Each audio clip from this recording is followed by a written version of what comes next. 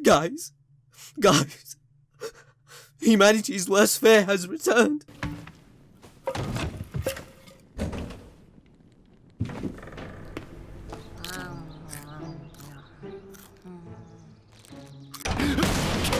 But thankfully, Chocho would not be featuring in the Kara arc. I wonder how her episode really was. I still see a shadow in my But on a serious note, on stream at Twitch, follow me on Twitch and Twitter by the way, I was talking about Chocho's character development and why she seriously lacks any qualities that resonates with the message of Naruto. So be sure to hit the notification bell on the channel because in the future I'll be doing a video that roasts her like a BBQ Sunday and you're all invited. Also, the Boruto anime reviews have returned as you can see, so make sure to get this video to at least 10,000 likes to make sure to let me know that you want this content back on the channel.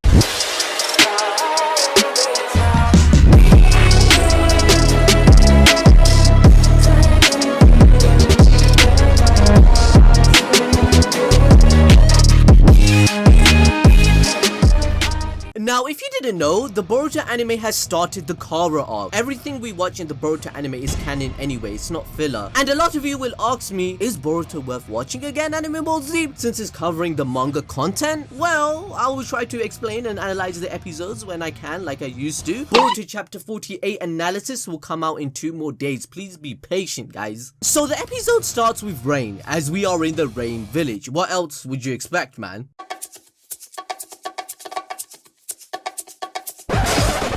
This is me. I think it's apparent I need to rethink my life a little bit. Okay, the Rain Village looks exactly the same, fam. What happened? It's been 16 years. You even see the pipes where Jiraiya fought pain. These guys didn't even bother to fix it. Okay, so we see these 3 genins from Naruto's class standing on top of a building. We got the blue-haired teddy bear girl, the tall middle dude, and Kakashi's illegitimate son. So these kids are standing in the rain, probably waiting for their daddies to come and pick them up. And what do you know? A daddy does show up, and it's Sasuke. I'm gay. And of course I'm gonna fangirl over him when he shows up after all these episodes, and he's carrying the whole Boruto anime on his back. Let's not deny that, bruh. Every single great episode of Boruto has involved Sasuke's character. There you go, look, he broke it. Look how it's, bruh, Batman Sensei, didn't I tell you? That's my man instantly broke it down. Every time Sasuke is on screen, I don't get a boner. Like, I'm telling you guys. Kakashi's #1 fan tells Sasuke and Sai that this is the location Shojoji was talking about. This is the information Sasuke extracted from his memory. We also learned that this facility they are looking at is actually a sewage treatment facility. Here, I was wondering the whole time, how did this trash-ass team manage to complete this intel mission? In their actual episode, their usual mission was to stack boxes, fam. 5, 4, 3, 2, 1. We're going on a trip in our favorite rocket ship, zooming through the sky, little Einstein. Anyway, apparently there was a toxic gas release and entry was prohibited. And we find out that it's just suddenly started coming out from underground out of nowhere. Sai asks them if it's safe to go in now, and the teddy bear girl gives them a whole map of the underground waterway. Sasuke and Sai start walking towards the location of the alleged Kara hideout. On the path, we see a bunch of rubbish thrown all over the place with broken buildings and stray wires all around them. Sai comments on this fact, saying how he had heard rumors that the rebuilding hadn't progressed in the hidden rain still. It's been 16 years, fam! The anime tries to perpetuate how the villages that didn't keep up with the technology or economy after the 4th war have not thrived at all. Nothing has changed due to the corruption Kara is causing. As they walk past, we see a mysterious figure lingering behind them. They open a door and a paper bomb explodes. As if paper bombs have ever done anything or damaged a ninja ever in this entire universe. Like, come on! This is never gonna happen, bruh. And there seems to be no sign of intelligent life anywhere. Then a guy jumps out saying, Yatta! I got them! But nah, fam, it's Sasuke you're messing with here, you bitch! So Sai quickly restrains the stranger and hits him with, you are no match for us at your level.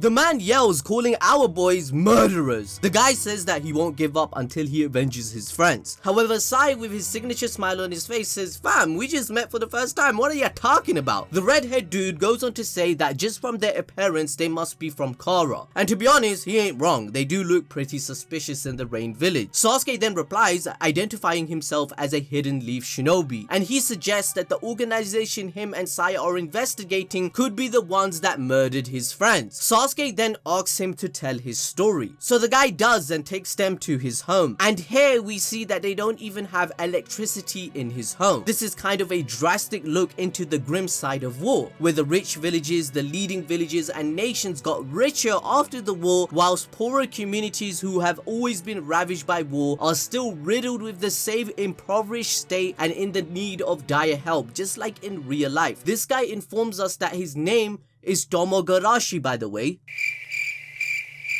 But to be honest, I already forgot his name. I'm here to tell you right now, we don't care. Let me tell you. We don't care. The red-haired man explains he learnt ninjutsu from his grandfather who took in orphans like him during and after the Great War. He is then asked if he knows who or what Kara is. He doesn't remember at first, but then takes out a piece of paper with some markings and says that when him and his friends were in the tunnels just looking around, they saw some hooded guys conducting some sort of experiment. We all know what this experiment is from reading the Boruto manga. It's JIGEN's plan! Say it with me, guys! JIGEN! He wants to create a perfect vessel for himself, and the anime is trying to showcase how he experiments not only the children in the manga, but all over the countries, buying unfortunate children from broken homes such as Kawaki that would end up dying due to not being able to withhold Isshiki Otsutsuki's massive power. By the way, shout out to all these lovely people that bought the JIGEN and Asta merch. You can tweet it at me or join the Discord for a shout out in a video. Thank you for supporting us. We really do appreciate you. Anyone that wants to buy the merch with 10% off, the code will be in the pinned comment below. Anyway, the episode continues where one of them was spotted and chased down with poison gas. This was most likely borrowed from Kara, as he is the only one whom we know uses such a technique, and we can't forget Kara is an organization that experiments with new technological weapons for their own benefit that has changed the world's culture for the better or worse. That's one of the philosophical aspects the anime and manga are trying to cover. Red-haired man elaborates that he was the only one that survived the attack. He gets angry and agitated at the Hidden Leaf and the Fire Nation, asking them why they didn't take action sooner. Why are they the ones that have to lead such miserable lives? Sai apologizes and Sasuke asks him to take them there. The guy agrees but pleads with them to recover his friends' bodies as they venture forth. Moving on, the red-haired dude escorts Sasuke and Sai into the underground cave where he uses a mouse to showcase a poisonous gas that would kill them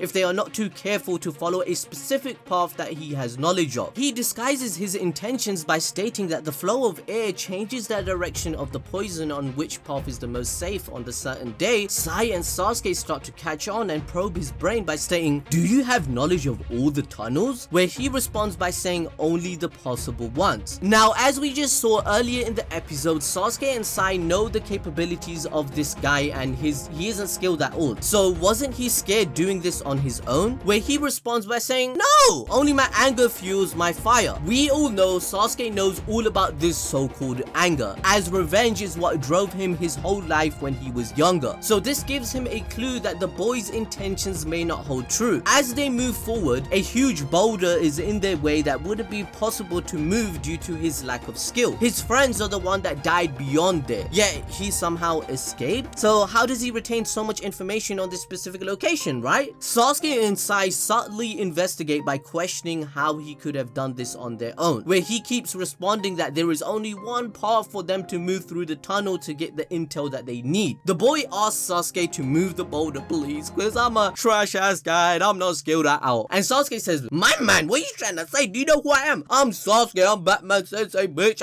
He puts on his Sharingan and he proceeds to Chidori it with ease. And you know, Sasuke likes to Chidori anything. He Chidori'd his own wife. Bruh. So, you know where this is going, right? Well, I sure didn't, because I got fooled on livestream like an idiot and I wasn't paying attention.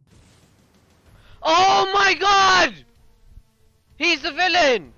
Basically, Sasuke breaks the boulder and the boy runs forward to where his friends died. He baits Sasuke and Sai into a trap underground where the poison is actually located. Now, since the poison is from Kara and the boy is an Outer Path member of the organization, he tries to kill Sasuke and Sai, but they start acting as if they are dying to see his true intentions. He reveals that he killed his own friends, with them displaying the same look of shock and betrayal, and the reason why he did it is because no one would save us. I mean, really? You really gonna say that, you entitled little bitch? He states to Sasuke that while you guys from the great nations lived a leisurely life, I was in the depths of hell. No one saved us and nothing in the world changed, but Kara is different. They are my hope. Now let's break this down. The writers of Boruto are trying to point out the bad side of war. Although the great 5 nations are doing very fine, smaller nations like the Rain have still not recovered. This lack of recovery and shitty living situation and no opportunities leads to organizations like Kara to easily radicalize the population. Basically, what I'm trying to say is that the rich get richer whilst the poor got poorer. In trying times, it's easy to radicalize people, to make them see only one point of view that would give them the false hope in some sort of Robin Hood leader figure to all these poorer nations that lost out from the war. That's why this man didn't bat an eye from killing his friends or cared to check the gas mask he was given, as his eyes are covered from the real truth. The truth that Naruto and Sasuke try to uphold on what the role of a shinobi is and what they accomplished. As stated earlier in the episode,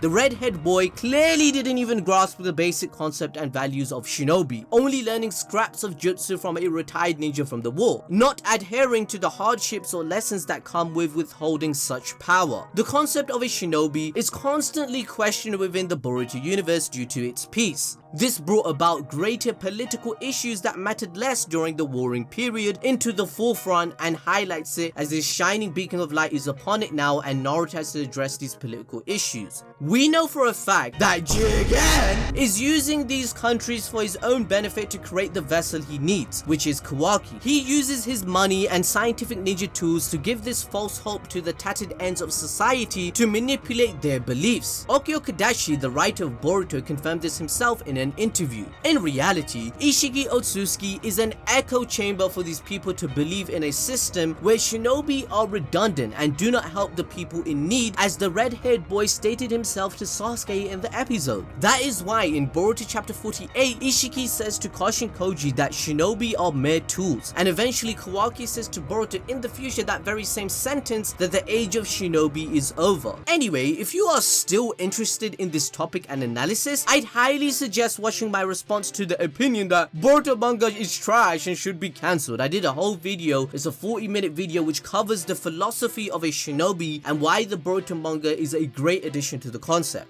Alright, continuing the episode, the man tries to kill Sasuke and Sai with a kunai. Yes, you heard that right, a kunai, as if that has ever done anything in this universe. The outer path of Kara realizes that he has been affected by the poison himself, as the gas mask was defective. He ends up offing himself on screen with blood pouring out. He states, Kara's more merciful, even though they want me to die, highlighting the message I just stated earlier. As the Kara hideout starts to collapse, Sasuke witnesses the bioengineering devices JIGEN used to create a perfect vessel. He learns of it but doesn't know its objective yet, unlike in the manga that has explained it all already. But this does reiterate how far JIGEN went across every single country to find Kawaki and how much control he actually had. He was buying children from every single nation to experiment on them to gain the Karma Seal. His influence is everywhere with the Outer Path members not knowing the complete truth about Kara's real goal to destroy the planet with a god tree. As we move forward, the last important point about the episode was regarding Sasuke's message to Naruto. Sasuke mentions that the lab he saw when the building was collapsing had similar experiments which Orochimaru had in his lab. This could be seen as a hint to the involvement of Orochimaru with Kara. We all know Orochimaru has been doing biological and organic experiments for all these years. That's how Mitsuki got created in the first place. So it wouldn't be such a far off thing to theorize that he knows about Isshiki Otsutsuki, Amado, Orochimaru and the Kara members, and he will likely help Naruto and Sasuke in regards to the seal. The manga has already explained to us that Orochimaru is somewhat linked to the Karma seal. Furthermore, the anime keeps hinting towards the idea that he will help them against the Otsutsuki. For example, Naruto said this to Tsunade in regards to their argument about Mitsuki's citizenship. Naruto argues that Orochimaru is someone that can help them against the Otsutsuki, whom they know are still a threat. If you want a deeper dive into this analysis explaining the purpose of Mitsuki and why does he have Sage Mode, man, I highly recommend the Mitsuki video I did a month ago that uncovers the truth to Orochimaru's plan. And lastly, let's talk about JIGEN now, the arrival of the character that's gonna save this whole show.